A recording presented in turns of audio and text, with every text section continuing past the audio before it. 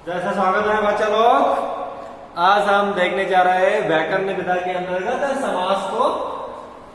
तो समास किसे कहते हैं, समास की भेद क्या होते हैं और समास के महत्व क्या होता है और समास के सारे भेदों को लेकर और जैसे कि उदाहरण को लेकर भी हम आज चलते हैं। जैसे कि आज हम समास को प्राप्त करने के बाद में आप समास के सेनापति बन जाएंगे। तो जैसे कि समास इसे कहते हैं जब दो या दो से अधिक शब्द मिलने पर जो एक नया शब्द उत्पन्न होता है यानी समस्त पद बनता है तो उसे हम समास कहते हैं। देखिएगा किसे समास कहते हैं, जब दो या दो से अधिक शब्द मिलने पर एक नया शब्द बनता है उसे हम समास कहते हैं। तो जैसे कि सेना अधिपति सेनापति, यहाँ पर पूर्व पद सेना है और उत्तर पद पति है। जैसे दोनों शब्द मिलने पर क्या हुआ, सेनापति हो गया। तो सेनापति कौन सा समास है बच्चों, तत्पुरुष समास है। तो तत्पुरुष समास इस प्रकार से होते हैं जैसे कि कारक को लेकर चलते हैं, यानी सेना का पति सेनापति, यहाँ पर सेना का का यानी कारक होता है तो सेना का पति सेनापति हो जाता है। तो इस प्रकार से तत्पुरुष समास बनती है। तो बच्चे लोग अब हम देखेंगे समास के कुल भेदों को लेकर, यानी समास के अंतर्गत कितने भेद होते हैं, 6 भेद होते हैं। कितने भेद होते हैं, 6 भेद होते हैं। तो जैसे कि अव्ययीभाव समास, तत्पुरुष समास, कर्मधारय समास, द्विगु समास, द्वंद्व समास और बहुव्रीहि समास। देखिएगा कौन से समास होते हैं, अव्ययीभाव समास, तत्पुरुष समास, कर्मधारय समास, द्विगु समास, द्वंद्व समास और है बहुव्रीहि समास। इस प्रकार से हम कुल समास के अंतर्गत 6 भेदों को देखते हैं। जैसे कि देखिएगा बच्चों को, आप सभी लोग तो जान ही गए अव्ययीभाव समास किसे कहते हैं, जो समास अव्यय को लेकर चलता है, यानी जिस समास के अंतर्गत जिस समास के शब्द के अंतर्गत जो पहला पद यानी पूर्व पद अव्यय हो और अव्यय होने के नाते उस पद को हम क्या कहते हैं, अव्ययीभाव समास कहते हैं। जैसे कि उसके उदाहरण जो भी बताएंगे, ठीक है, जो भी बताते हैं जो भी नहीं बताते हैं सभी को थालियां बजाते हुए बोलते हैं।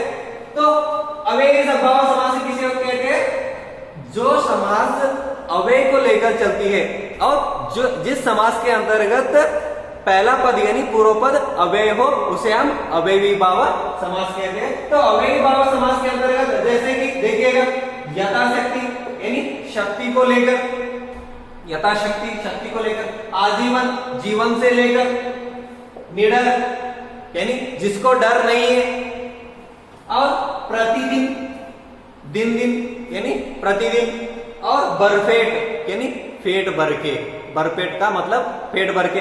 इस प्रकार से देखिएगा और भी कहते हैं कि यथा य आनि प्रत ब बे, इस प्रकार से जो भी वर्ण आते हैं इन वर्णों को लेकर जो भी समास चलता है उस समास को हम क्या कहते हैं, अव्ययीभाव समास, अव्ययीभाव समास कहते हैं। यानी कुल मिलाकर इसको अव्ययीभाव समास कहते हैं। तो दूसरा जो समास है तत्पुरुष समास।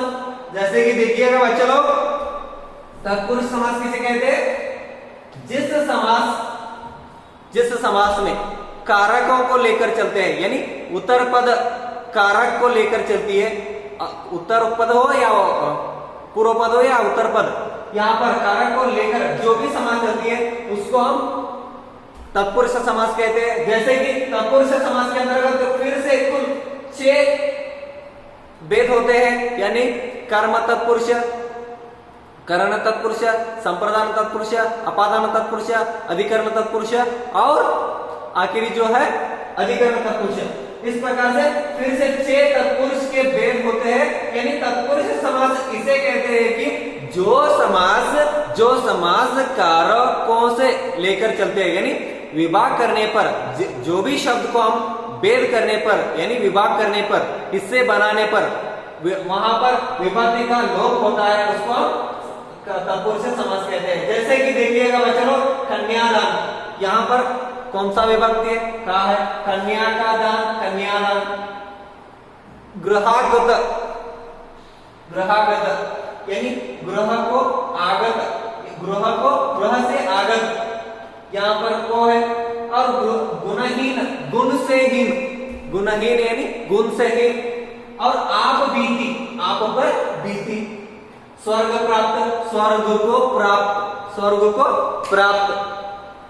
जैसे कि तुलसी कृत यानी तुलसी द्वारा कृत यानी रचित। इस प्रकार से जो भी विभक्ति का लोप होता है उसे हम तत्पुरुष समास कहते हैं। तो चलिए तीसरा जो समास का विध है कर्मधारय समास। देखिएगा बच्चा लोग, कर्मधारय समास किसे कहते हैं? तो देखते हैं आप, विशेषण और विशेष, विशेषण और विशेष। जिस समास के अंतर्गत विशेषण और विशेष यानी उपमेय हो या उपमान, विशेषण यानी उपमेय, विशेष यानी उपमान।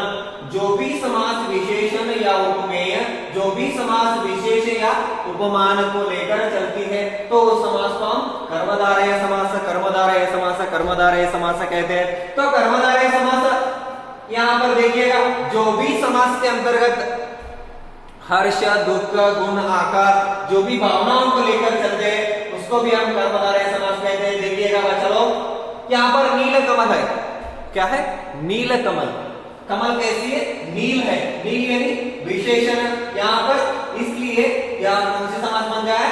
कर्मधारय समास बन गया है। कौन सी समास बन गया है? कर्मधारय समास बन गया है। जैसे कि लाल मणि, मणि कैसी है? लाल है, लाल रंग की मणि है, तो इसलिए हम इसको कर्मधारय समास कहते हैं। और काली मिर्च, मिर्ची कैसे है? काली है, तो इसलिए हम इसको काली मिर्च कहते हैं। तो दुष्चरित्र यानी बुरी चरित्र, दुष्चरित्र यानी बुरी चरित्र यानी बुरी, यानी ये कौन सा है? विशेषण है, तो इसलिए हम इसको कर्मधारय समास कहते हैं। कृष्ण सर्प, कृष्ण यानी काला, कृष्ण यानी काला, काला सर्प, इसको हम क्या कहते हैं? कर्मधारय समास के सभी उदाहरण होते हैं। और भी उदाहरण है, जैसे कि देखिएगा यहाँ पर और चौथा समास है बच्चा लोग यहाँ देखिएगा, द्विगु समास। नंबर 4 है द्विगु समास।